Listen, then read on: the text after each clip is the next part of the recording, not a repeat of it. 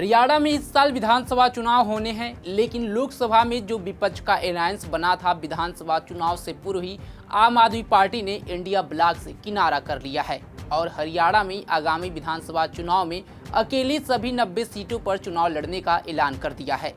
आपने यह भी साफ कर दिया है कि वो हरियाणा में अकेले क्यों चुनाव लड़ना चाहती है। पार्टी को लगता है कि राज्य में उसका संगठन मजबूत हो रहा है और बीजेपी की सरकार के खिलाफ एंटी इनकम्बेंसी है।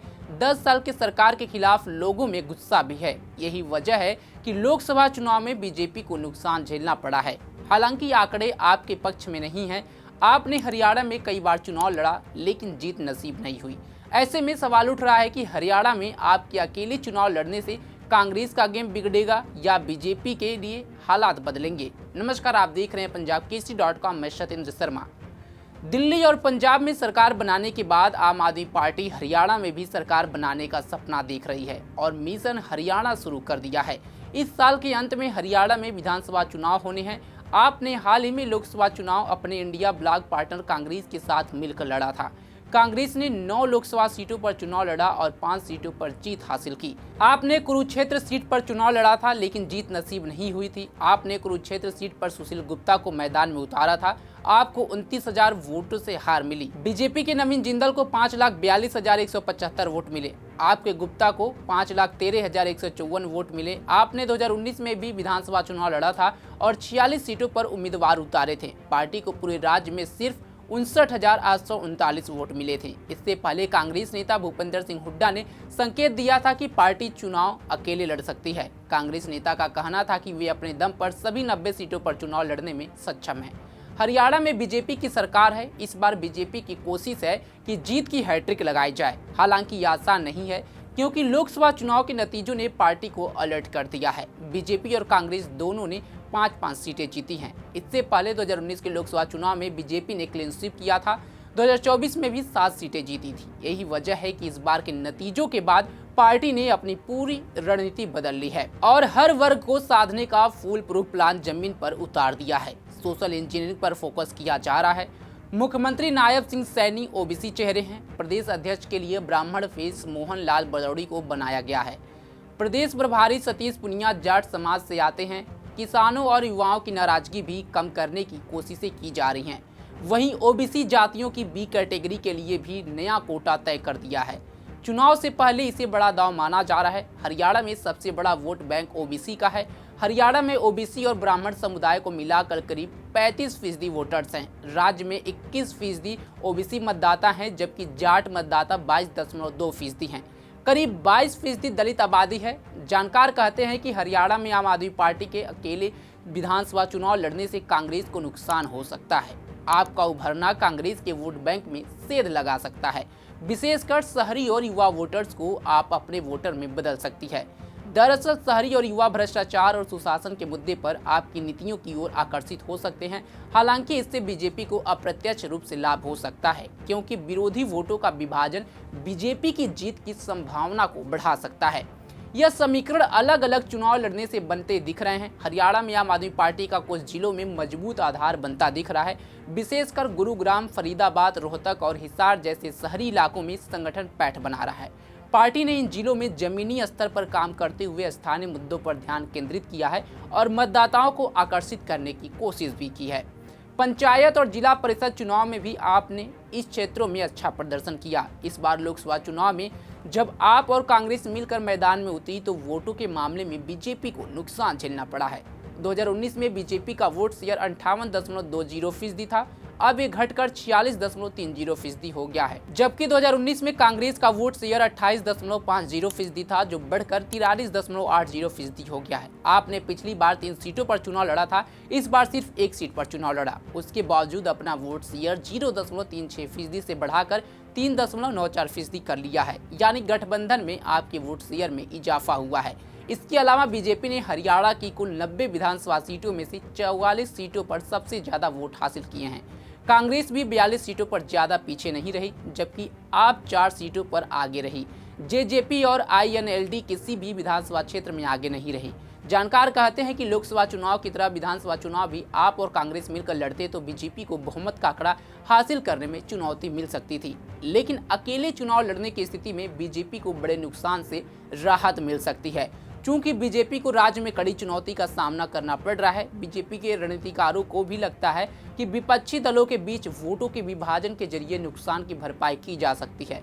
2019 में 7 लोकसभा सीटों की प्रत्येक विधानसभा सीट पर बीजेपी ने जीत हासिल की थी। इस बार पार्टी सिर्फ करनाल लोकसभा सीट पर ही ऐसा कर पाई है। करनाल सीट से पूर्व मुख्यमंत्री मनोहर लाल खट्टर उम्मीदवार थे। 2019 के विधानसभा चुनाव के नतीजों में त्रिशंकु सदन की स्थिति बन गई थी।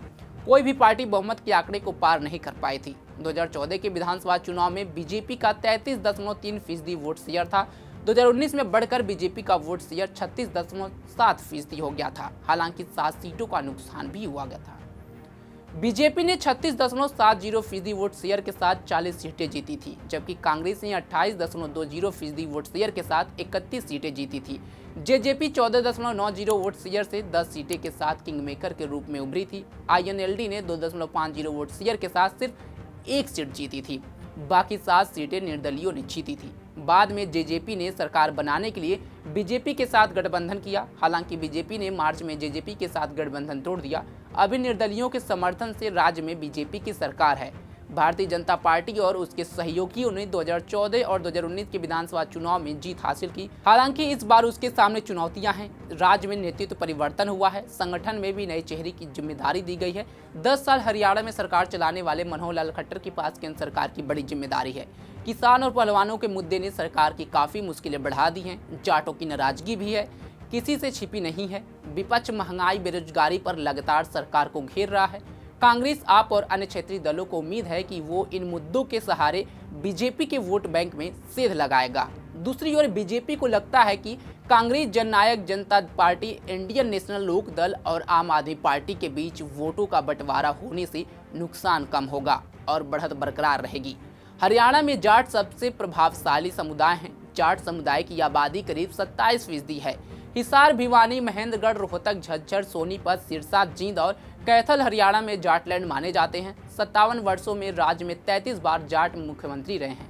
राज्य में बीजेपी के सभी प्रतिद्वंदी कांग्रेस, आईएनएलडी और जेजेपी के पास जाट नेतृत्व है। 2014 के लोकसभा चुनाव में 33% जाटों ने बीजेपी का समर्थन किया था। 6 महीने बाद विधानसभा चुनाव हुए तो यह वोट शेयर घटकर 24% रह गया। 2019 के लोकसभा चुनाव में बालाकोट एयर स्ट्राइक और पीएम मोदी की लोकप्रियता के कारण 42% जाटों ने बीजेपी का समर्थन किया। विधानसभा चुनाव में वोट शेयर घटकर 34% रह गया था। जाटों में असंतोष के कारण बीजेपी 2019 के विधानसभा चुनाव में पूर्ण बहुमत हासिल नहीं कर पाई और पार्टी 6 सीटों से पीछे रह गई।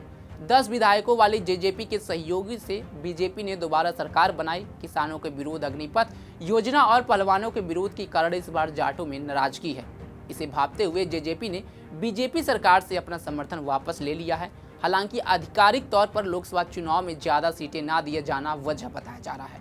वहीं कांग्रेस जाट, दलित, मुस्लिम समर्थन को मजबूत करने की कोशिश कर रही है। इन तीनों वर्गों की आबादी 50% है और 7-8 सीटों पर खासा प्रभाव है। कांग्रेस नेता भूपेंद्र हुड्डा कहते हैं कि लोकसभा चुनाव में पार्टी के वोट शेयर में करीब 20% की बढ़ोतरी हुई है। यह स्पष्ट संकेत है कि लोगों ने कांग्रेस सरकार लाने का मन बना लिया है। वहीं गुरुवार को पंजाब के मुख्यमंत्री भगवंत मान, राज्यसभा सांसद संजय सिंह, राष्ट्रीय संगठन मंत्री संदीप पाठक और प्रदेश अध्यक्ष डॉक्टर सुशील गुप्ता ने प्रेस कॉन्फ्रेंस में चुनाव की रणनीति बताई। उन्होंने बताया कि 20 जुलाई को ही बैठक में हरियाणा के लिए अरविंद केजरीवाल की गारंटी लॉन्च की जाएगी और कल गारंटी लॉन्च भी कर दी गई। वहीं आपका कहना था कि वो हर सीट और हर बूथ को मजबूती से लड़ेगी। हरियाणा में आपकी चुनावी रणनीति क्या है, इसका जवाब खुद आपके राष्ट्रीय महासचिव संदीप पाठक ने दिया। उन्होंने कहा, आप हरियाणा में सत्ता में आएगी। अगर किसी को इस बारे में कोई संदेह है आप हरियाणा चुनाव कैसे लड़ेगी, तो मैं यह स्पष्ट कर देना चाहता हूं कि हम आगामी चुनाव इस तरह से लड़ेंगे कि दुनिया देखेगी। हम सभी सीटों पर चुनाव लड़ेंगे और सरकार बनाएंगे। आपका कहना है कि हमने 6500 गाँव में बदलाव जनसंवाद बैठक की और इन बैठकों में लोगों ने सिर्फ एक ही बात की, बदलाव की। भगवंत मान का कहना था कि आप नेताओं ने हरियाणा के रोहतक, सोनीपत और जींद में बैठक की। वहां लोगों ने कहा कि वे राज्य में बदलाव चाहते हैं। मान का कहना था कि हरियाणा में कांग्रेस, बीजेपी और क्षेत्रीय दलों को मौका दिया, लेकिन इन सभी ने राज को लूट लिया। लोग बदलाव चाहते हैं और आपको बड़ी उम्मीद से देख रहे हैं। उन्होंने कहा, आप एक राष्ट्रीय पार्टी है और सबसे तेजी से बढ़ती पार्टी भी है। हमारे दिल्ली और पंजाब में सरकारें हैं। हरियाणा का आधा हिस्सा दिल्ली को छूता है और दूसरा आधा पंजाब को छूता है, जबकि आधा हरियाणा पंजाबी भी बोलता है। मान ने तर्क दिया कि 10 साल पहले किसी ने नहीं सोचा था कि आप पंजाब में बड़ी जीत दर्ज करेगी और अपने दम पर सरकार बनाएगी, लेकिन यह हकीकत हुआ। अब पार्टी उसी भावना और ऊर्जा के साथ हरियाणा चुनाव लड़ेगी। भगवंत मान की पत्नी गुरप्रीत कौर हरियाणा के कुरुक्षेत्र जिले से हैं। उन्होंने कहा, पंजाब और हरियाणा के लोगों के रिश्तेदार दोनों राज्यों में हैं, जबकि दोनों राज्यों के कुछ जिले सीमाएं साझा करते हैं। उन्होंने कहा, अरविंद केजरीवाल हरियाणा के हैं और उन्होंने देश की राजनीति बदल दी। आपको बता दें कि हरियाणा में विधानसभा की कुल 90 सीटें हैं। वर्तमान में 3 सीटें खाली हैं। बीजेपी के 41 विधायक हैं, कांग्रेस के 29, जेजेपी के 10, INLD और HLP के 1-1 विधायक हैं। सदन में 5 निर्दलीय विधायक भी हैं। लेकिन जिस तरह से हरियाणा के इस बार विधानसभा चुनाव में आम आदमी पार्टी की एंट्री हुई है और जो काफ़ी लोगों को उम्मीदें हैं जो आम आदमी पार्टी की तरफ से बताया गया है, तो कहीं ना कहीं अगर आपके पास वोट शेयर जाता है तो इससे कहीं ना कहीं ज़्यादा नुकसान कांग्रेस को होगा, क्योंकि दो पार्टियों के बीच जो साथ में लड़े थे लोकसभा चुनाव, उनके अंतर वोटर बटेंगे, तो जिससे कांग्रेस के वोटर थोड़ा सा खिसक करके आम आदमी पार्टी की तरफ जा सकते हैं। इससे बीजेपी को कहीं ना कहीं फ़ायदा होगा, लेकिन बीजेपी और कांग्रेस के लिए दोनों तरफ मुसीबत का सामना आम आदमी पार्टी करवा सकती है। वैसे 2 महीने के लगभग 2 महीने के बाद चुनाव होने हैं। देखना होगा कि हरियाणा की जनता इस बार किसे अपना मुख्यमंत्री चुनती है। हरियाणा के चुनाव पर आम आदमी पार्टी और कांग्रेस बीजेपी पर आपकी क्या राय है, कमेंट बॉक्स में जरूर बताएं। तमाम खबरों के लिए जुड़े रहे हमारे साथ और देखते रहें पंजाब केसरी.com। धन्यवाद।